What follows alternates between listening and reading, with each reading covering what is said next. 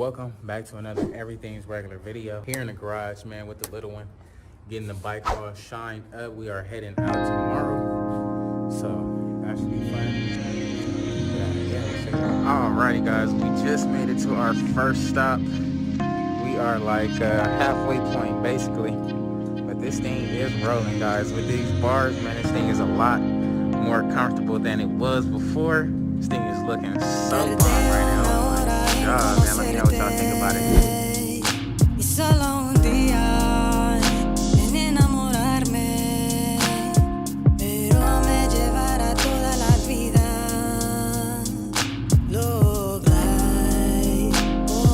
Hi, I'm Black Dragon, and I'd like to welcome you to another edition of Black Dragon Biker TV. And as always, I'd like to thank you for tuning in from wherever it is in the world that you happen to be. Imagine you're a guy who wakes up and decides to go for a Saturday afternoon ride out of town. You're going to go visit one of your friends. And on your way, you go to pass a motorcycle club that's riding down the highway.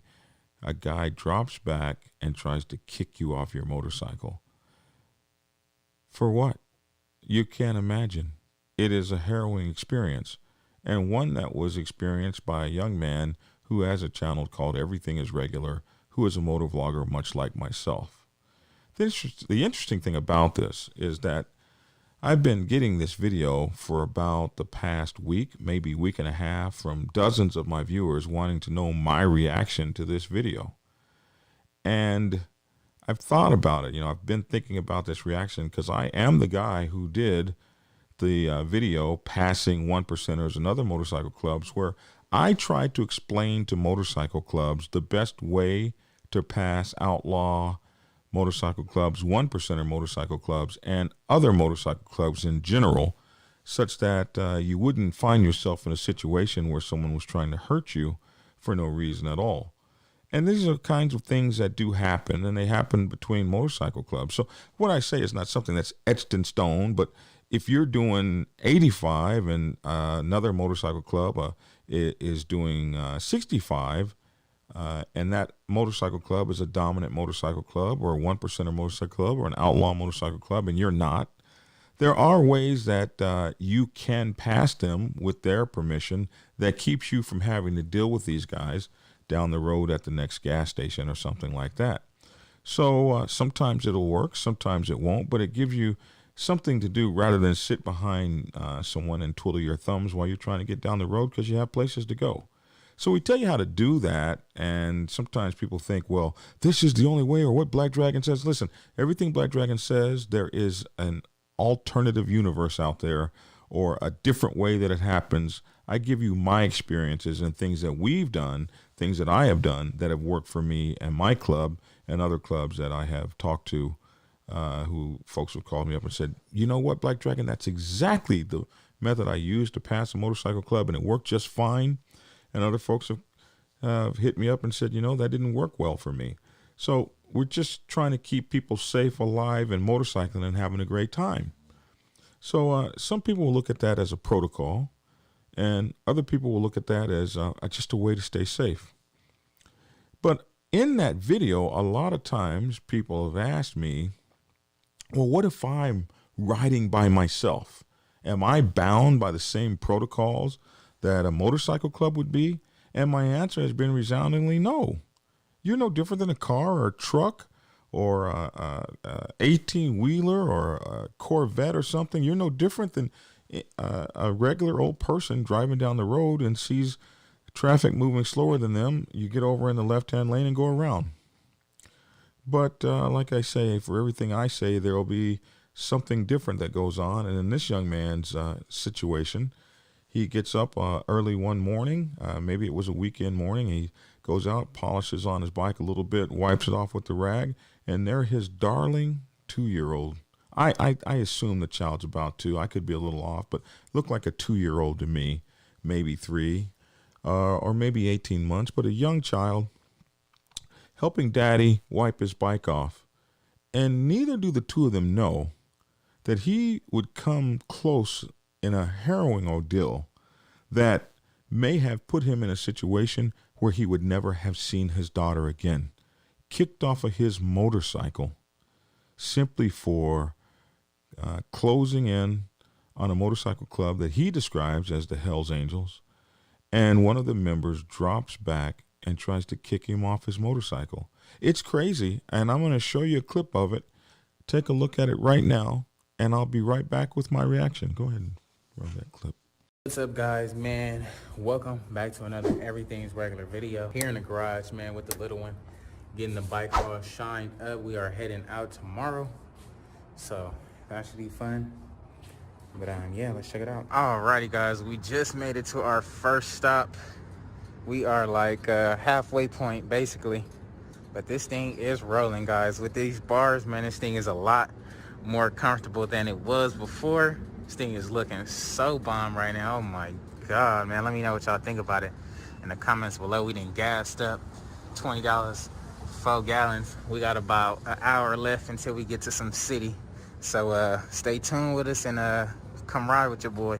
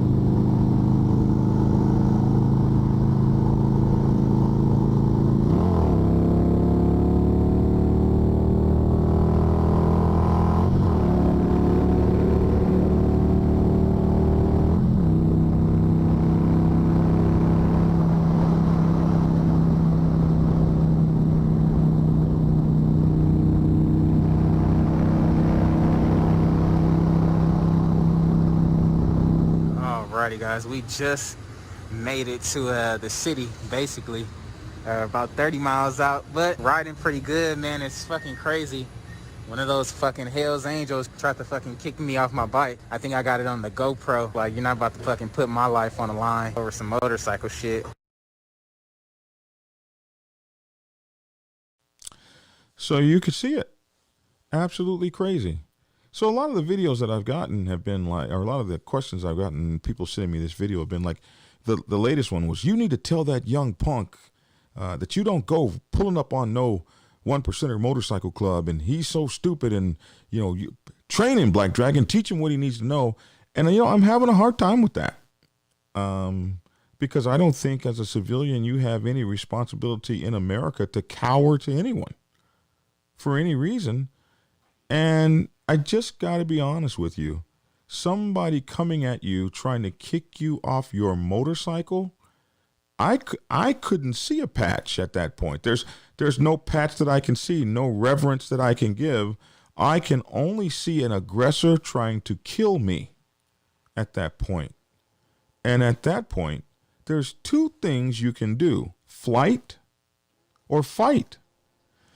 Fight could mean 2 in the chest, a handful of marbles thrown at you, my get-back whip across your face, or my superior experience and knowledge in motorcycle handling, where that trick that you try would get you put into the side of a rail, put you off of the side of the highway or into a 18-wheeler or passing car, because we've been doing this a long time.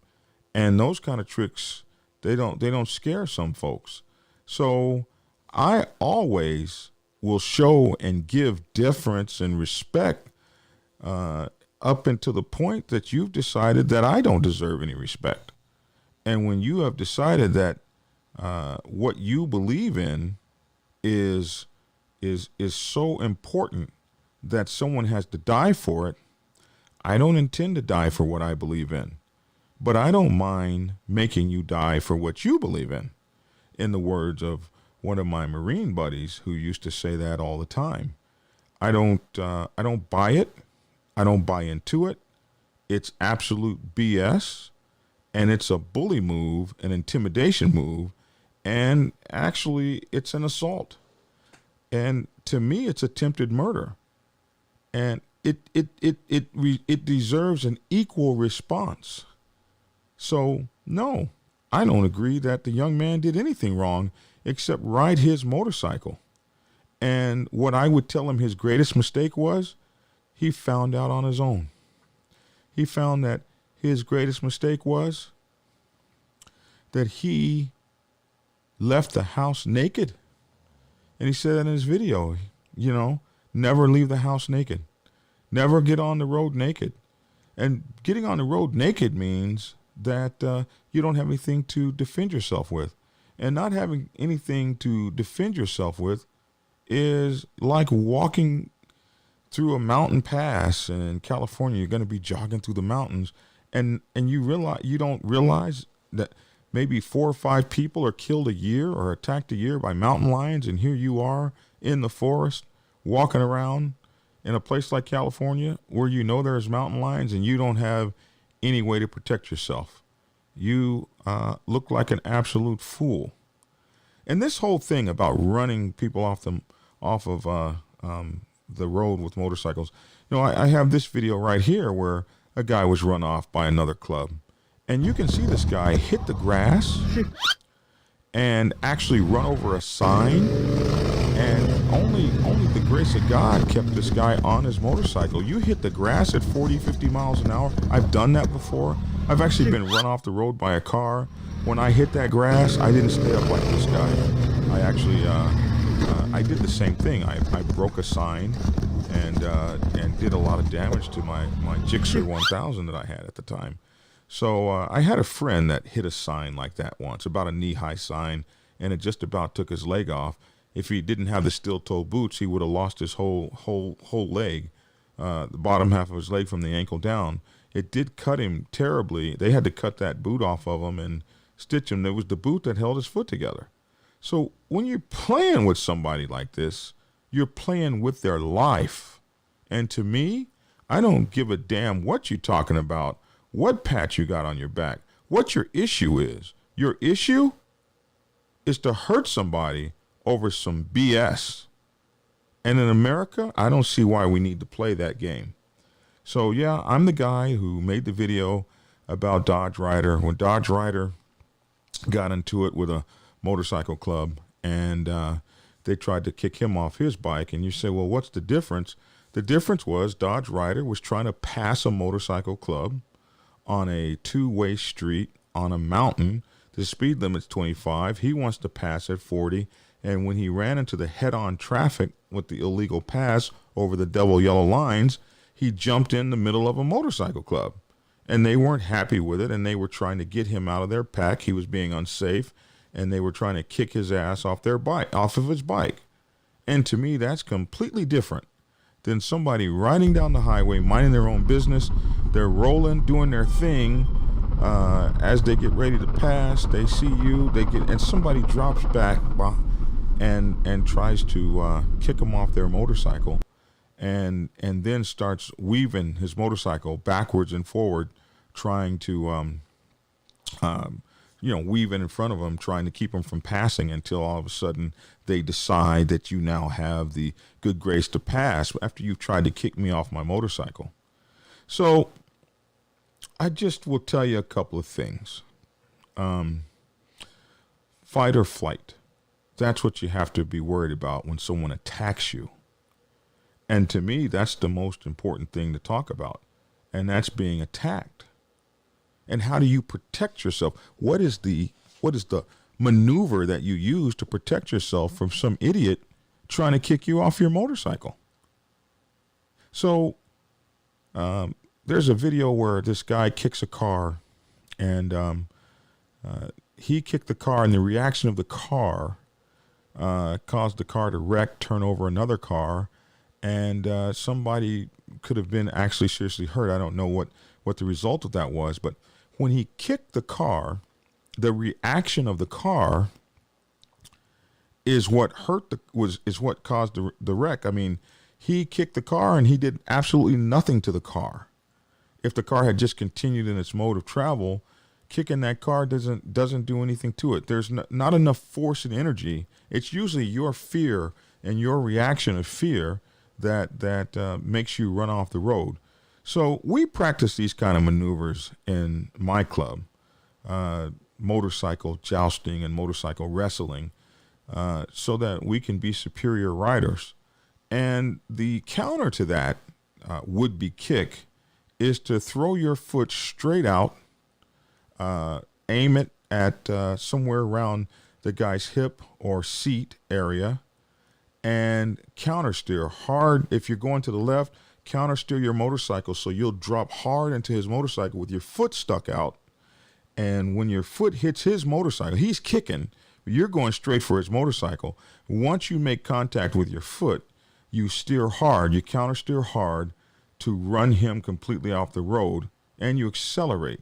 And the force of your acceleration with your foot on his bike, that gives you the buffer you need to just push his butt right on off the road or into something, target an 18-wheeler or target a car to put him into or target the side of the road to put him off of. Now, I'm going to leave a link up here in the description that tells you a little bit about weight distribution on foot pegs to allow you to understand how to steer your bike almost hands-free just by distribution of weight and that sort of thing. And they have a little video about it, and it will go to kind of get your mind mentally prepared for motorcycle jousting, as it were, to keep your motorcycle safe and underneath you and to withstand somebody doing something crazy like this. And I'll probably make a video that shows you how to do this and how to protect yourself. Because if this is the kind of thing that's going on out there, I don't believe that a man should not make it back home to see his child because he was riding his motorcycle down the street and minding his own business, and someone decided they wanted to kick him off his motorcycle to prove some sort of point of superiority or something like that. This is not what I believe America's all about. And I believe respect is given and respect is earned, and all men deserve to be respected when it comes time to do that. And another thing, I believe, I live in a place where you can carry a weapon on your motorcycle, and in many places you can. And being naked is being without your weapon. And I believe that you need one magazine is never enough. My rule of thumb is you need to have 10 magazines. So if you got a 16-round magazine or a 15-round magazine, 10 magazines gives you 150 rounds of ammo. And so you can have a good, long, extended, prolonged firefight if that's what you need to do to protect yourself. I say 200 rounds is not too much, the more the merrier. And I say that because it's better to need. It's better to have and not need than to need and not have. So I would have that in your tank bag or whatever the case may be, because you never know when things will get frosty. Because to be honest with you, this guy coming in kicking at you and you drop 2 in his chest and he's trying to take your life, in my opinion, you put 2 in his chest and leave him laying on the side of the road. Now you got some buddies that are going to be turning around to come at you. So at this point, you might want to pull the motorcycle over, get behind it, and if you've got enough ammunition to hang out a while, then it's on like a chicken bone. Now, we say fight or flight, and in this case, the young man decided that flight was better, to not escalate the situation, which there is, like they say, discretion is the better part of valor. So you're facing 6 or 7 guys on motorcycles and one guy's acting a fool. Maybe you have to let him go. Maybe that's the time when you say, hey, this ain't really worth it. And that's why we talk about the MC protocol, where I tell guys, if you don't have that heart, that's not what you're about, then you don't need to be trying to pass folks up. And if you do, you got to be using some signs and things that they will recognize as a respectful way to do it. And unfortunately, that's just the way that goes. So if you're by yourself and you're facing the same situation. Maybe for him, the best thing to do was to let it go, because he's got a little girl to get back home and see. Let it go like he did and move on and go on about your business. But sometimes when people are doing that kind of thing, there is no letting it go. Sometimes they're going to push until they kill you or hurt you real bad. And so not being naked means being prepared to take care of yourself at all times with as much shock and awe as you could possibly have to handle your situation.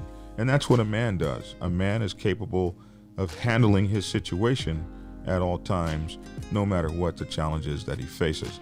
Because you're a man first. You're a man before you're a biker. You're a man before you're in a motorcycle club. You're a man when you wake up, when somebody kicks in your front door and they're gonna come and take your worldly possessions and rape your wife and steal your children. It's a man that comes running to their front door. You don't care what they are, who they're affiliated with.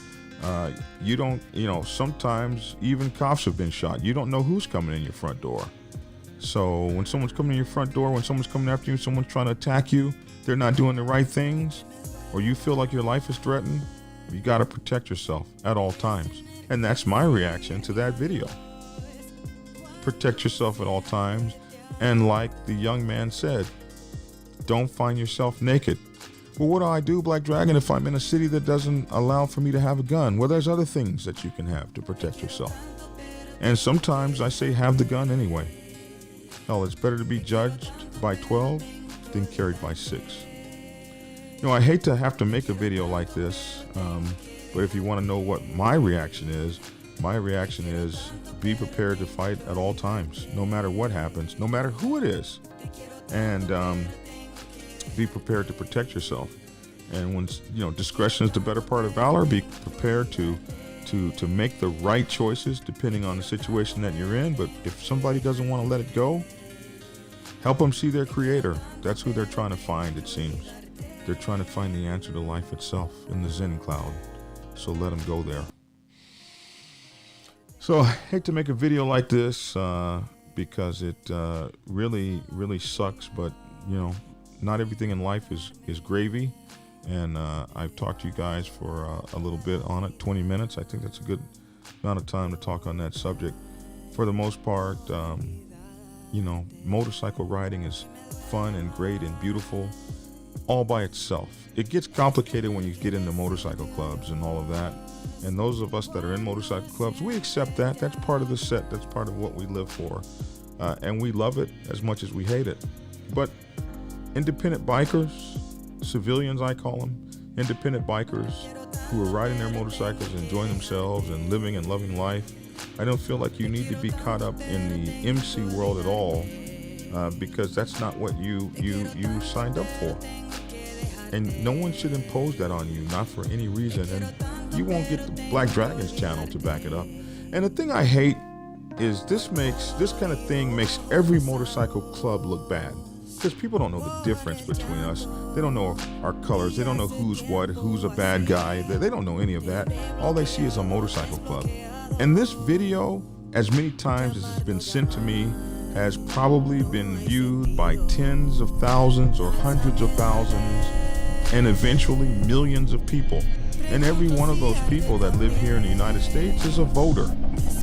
Somebody that's going to vote for and against laws that deal with bikers.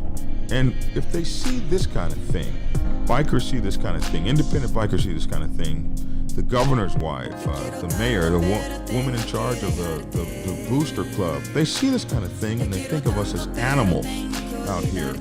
And law-breaking thugs, someone that would actually, you can't see that video and see that man's little baby girl and not imagine what it would be like for him not to get back home to her. You just can't see that and imagine that and feel like there's any reason that should have happened to him on that day for riding down the street. And so motorcycle clubs don't realize, as they march us closer to what's happening to folks in parts of Australia with the draconian laws that have happened to bikers, these things don't just pop up out of the blue. Oh, let's screw with bikers. We do our own damage to our own clubs, to our own reputations, to our own way of life that we claim that we love, because we don't treasure it, we don't value it, we don't take care of it, and we don't punish the people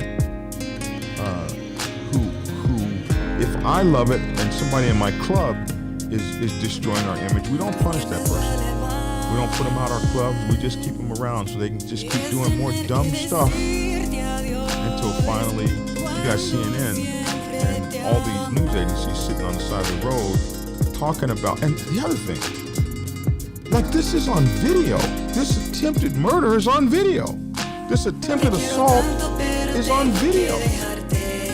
Have clubs, do we not realize that there is absolutely almost nothing you can do that somebody doesn't have one of these things? The police have found out you can't put your knee on somebody's neck for 7 minutes. Somebody's going to videotape it. You can't shoot a man in the back who's running from you 7 times. Somebody's going to videotape it. They're finding out every day. Somebody's going to videotape it, and these things don't lie. The motorcycle club would do well to find that out too. Because the more we do in front of these things, the worse it gets for us all. Anyway, I'm Black Dragon. That's my 2 cents. Love to hear your 2 cents in the comment section below. We've got gear, blackdragonsgear.com. Check us out at bikerliberty.com, our online news magazine.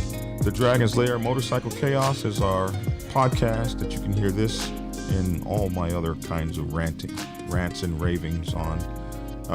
And Black Dragon's Gear, yeah, that's it. Bikerliberty.com, that's our stuff. I'm exasperated by this. I'm tired. I'm going to bed. Listen, thanks for tuning in, and get skinny.